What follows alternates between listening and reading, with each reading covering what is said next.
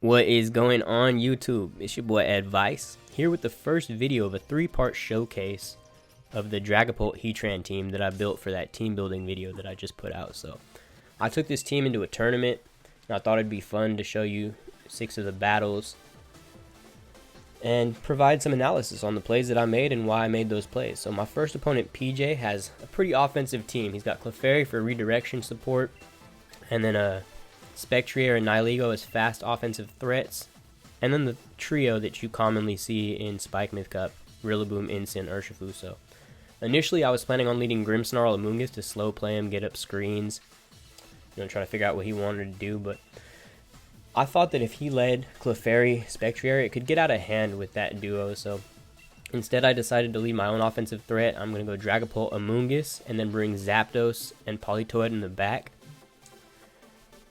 I just felt like, this is a ladder tournament, so it's not best of 3. And in a best of 3, I think it's really good to maybe even bring Grimmsnarl in the back if you can. If you're playing an offensive team like this, you can see how you do without the screens. And then if, they're just overwhelming you with damage, screens are a good switch up to bring in game 2. They have a game plan set because they saw how much damage they were doing. And then you put a wrench in that by bringing screens and limiting their damage. It can kind of throw off their game plan. So I want to see how I did without screens first. Let's get into the first game. So my opponent PJ's got a pretty sick fit on his trainer card, but you can see he doesn't have the Pokedex completed, so that'll make it a little bit more difficult to get shinies. I really like to breed my shiny Pokemon, and having that shiny charm makes that a lot easier. PJ sends out Spectrier and Rillaboom. We go Amoonguss Dragapult, so I like the lead. We have type matchup, I would say. Now Spectrier's turn 1 usually like to go for Sub or Nasty Plot. I don't want to try to Spore into Spectrier. I want to go for the Sludge Bomb instead into Rillaboom. That'll show me if it's AV or not. If it's not AV, we should be able to 2-shot. And I want to protect Dragapult. Dragapult's my biggest offensive threat, and they don't really have great damage turn 1 into Amoonguss. So, unless they taunt it, which I'm covering for by going for the Sludge Bomb, I can maybe take an attack with Dragapult behind Protect. So scout out what they're going to do. They go for Substitute. So that's scary, but we can handle that next turn. And they go for the Knockoff. So Knockoff is a move we've been seeing a lot more on Rillaboom with the emergence of Cresselia in this meta. Sludge Bomb only does about 1/3 damage to Rillaboom, so we can see that it's an Assault Vest Rillaboom. So, being that it has Knockoff, I want to go for another Sludge Bomb, and I'm just going to Dragon Darts. No point in trying to set up here if they're going to go for Knockoff, because then the next turn they can just Grassy Glide into me, and I can't do anything to stop that. This is not a offensive Rillaboom we saw with the damage it took, so I'm hoping that I'll be able to take at least one Knockoff. Dragon Dart breaks the sub. We get off a good damage into Rillaboom.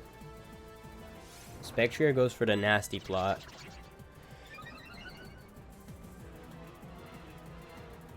Knockoff into Dragapult. Doesn't pick up. We survive with 4 HP. Shout out to the EVs. And a Sludge Bomb.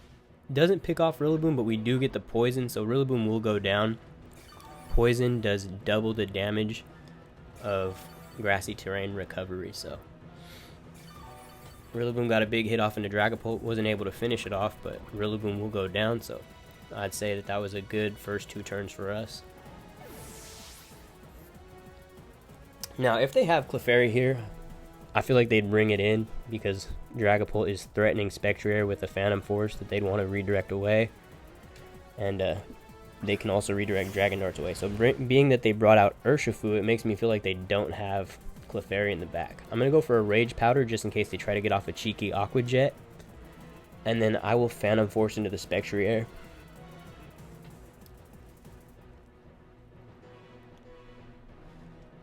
This forces them to either go for Sub, or if they don't go for Sub, they'll have to switch out Spectrier next turn. And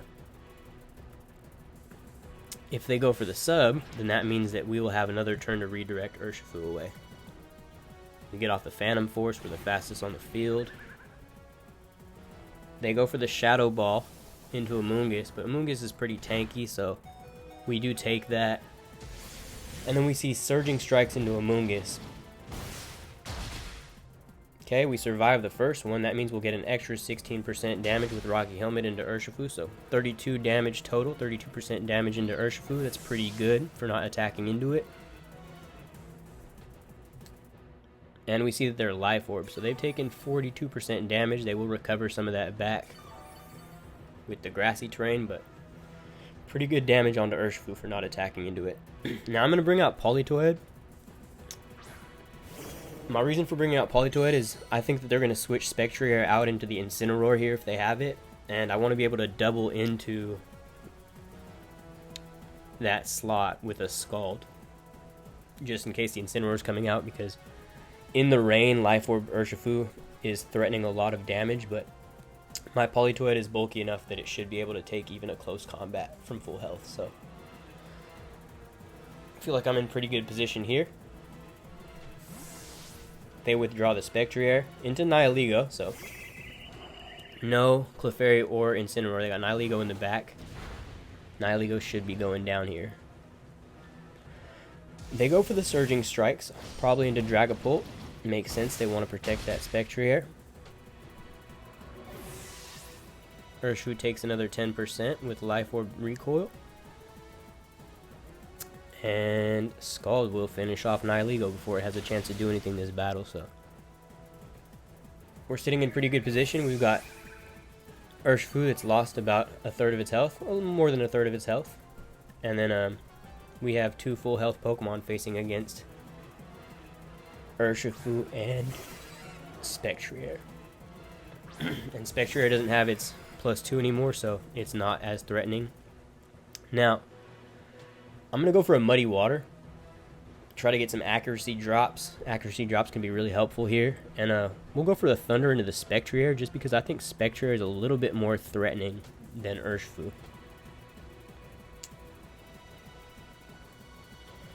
Spectrier, if it gets up a nasty plot, can, with the help of Urshifu, do a lot of damage. So I'm just thinking here that, you know, with the opportunity for Muddy Water or Scald into Urshifu, it'd be better to take out the Spectrier.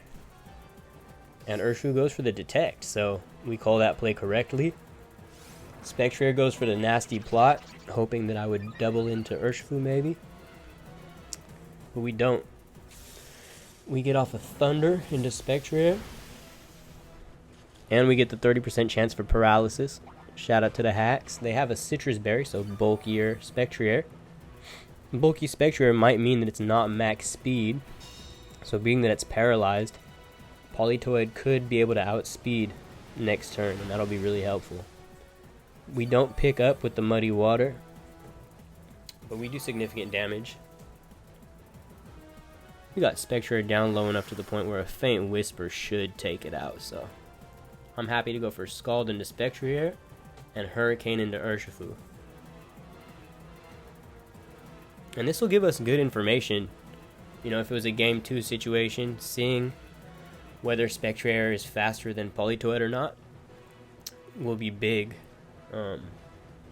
Being that I have Scary Face on Grimmsnarl, you know, it'll be nice to know that my 92 speed Politoed outspeeds, and we do see that it does outspeed here. So Zapdos outsped Urshifu, so it's probably an Adamant Urshifu because my Zapdos has 151 speed, meant to outspeed Kingdra without rain or if it's paralyzed. So good information if we played a game 2 there, but we won't. Our next opponent is ER. Now ER has a team that's threatening, but the damage isn't insane, and I feel like Screens is really good here because you know, they don't have a lot of really big hitters besides that Urshifu and I guess that Naganadel. So I'm gonna go Dragapult and Grimmsnarl as the lead, and then I'll go Zapdos and Politoed in the back. It's really nice having the rain for Zapdos. Zapdos is such a threatening Pokemon, and you know, not having to risk the 30% chance each turn to miss with Zapdos. It's really comforting. So try to play this one without Heatran or Amoonguss. But you know, they have a lot of Pokemon that really heavily threaten Amoonguss with that Entei and the Moltres, so I think we can do without it this time. Alright, so game 2, we got ER with a crazy trainer card and the Pokedex completed. We both have the matching Ash hats. A little camaraderie in this matchup. Okay, we see Rillaboom Urshifu lead. Square shiny Rillaboom, let's go. We got the double shiny lead, Grimmsnarl Dragapult. So Reflect isn't as valuable here because that Urshifu hits through it. So I'd like to eliminate Urshifu as quickly as possible. I'm going to go for Spirit Break into it. And what are the chances that we face back-to-back knockoff Rillabooms? I'm just going to go for a Dragon Dance. Rillaboom goes for the Fake Out into Grimmsnarl. So Urshifu is safe for one more turn. We get off a Dragon Dance though. And Urshifu has the hidden Ice Punch tech. Does great damage into Dragapult and neutralizes us with a freeze. So that turn went about as badly as it could have gone. I'd say it would have been better for Dragapult to go down, but we're just gonna Spirit Break into Urshifu and hope that we thaw, get a Dragon Darts off, and maybe try to KO this Urshifu if we can. Yeah, really unfortunate turn of events there.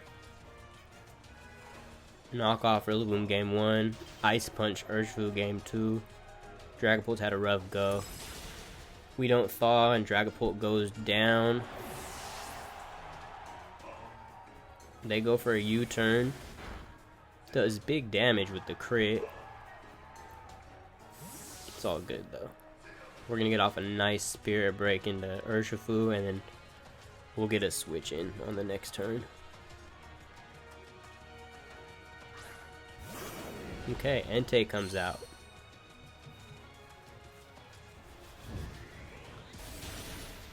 Spirit Break does a solid 70% to Urshifu. We're not in great position, but we're not in terrible position either. Zapdos is pretty good against all three of the Pokemon that the opponent has shown. So we'll bring out the big bird here. Now, I'm thinking about going for Scary Face and Hurricane into Urshifu, try to get a easy pickup real quick. But then I think, you know what, I just can't risk missing the Hurricane, so what I'd rather do is go for the Surefire Spirit Break onto Urshifu and switch in Politoed. If they are choiced into Ice Punch, it's probably going into Zapdos, so switching in an Ice Resist is a good play here, and also will reduce the damage of Sacred Fire if they attack into Grimmsnarl. Will survive another turn, so they do go for that Ice Punch into Politoed and a double up with Stone Edge. Politoed eats. They were really trying to get rid of Zapdos, which makes sense because Zapdos is really good into the rest of their team. Spirit Break is going to finish off Urshifu after Politoed eats its Citrus Berry, and with Grassy Terrain Recovery, both these Pokemon will be pretty healthy by the end of this turn. And so now we see who the opponent brings in. They reveal Rillaboom again, so if I don't get faked out here, I'm going to go for the Reflect. That'll do a lot of work in the end game, and I want to keep Politoed safe, switch in Zapdos. You know, they probably expect me to protect it, but I'd still rather get in Zapdos and preserve the rain for the end game, so we're going to go to Zapdos. They go for the Fake Out onto Zapdos, so we get the Reflect off. Very nice. They go Iron Head. So with Grassy Terrain Recovery, we should be able to survive another Iron Head. Looking at who they have in the back, and I think my best option here is to go for a Scary Face into Entei. Make sure Politoed outspeeds it, and then we'll go for a Hurricane and try to take out this Rillaboom. if we can KO this Rillaboom, the speed drops will stick on this Entei, being that they only have one more Pokemon in the back, so that'll make it a lot easier for Politoed to handle Entei.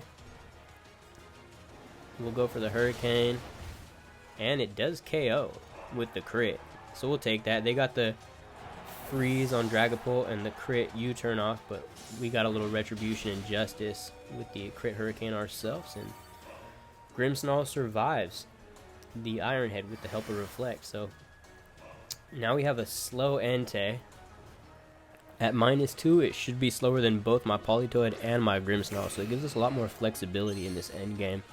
They bring out Moltres. I think I want to go for a light screen here. I could go for Spirit Break into it, but I want to make sure that I get some protection off just in case they go for a nasty plot here. They protect Entei. That's cool. We have Politoed to deal with Entei in the back. I want to go for this light screen just to make sure that this Moltres is kept at bay. And we get off a Thunder into their Moltres. Moltres takes it, but does get paralyzed, and that means that Grimmsnarl is faster than Moltres. So they get the Citrus Berry and the Berserk,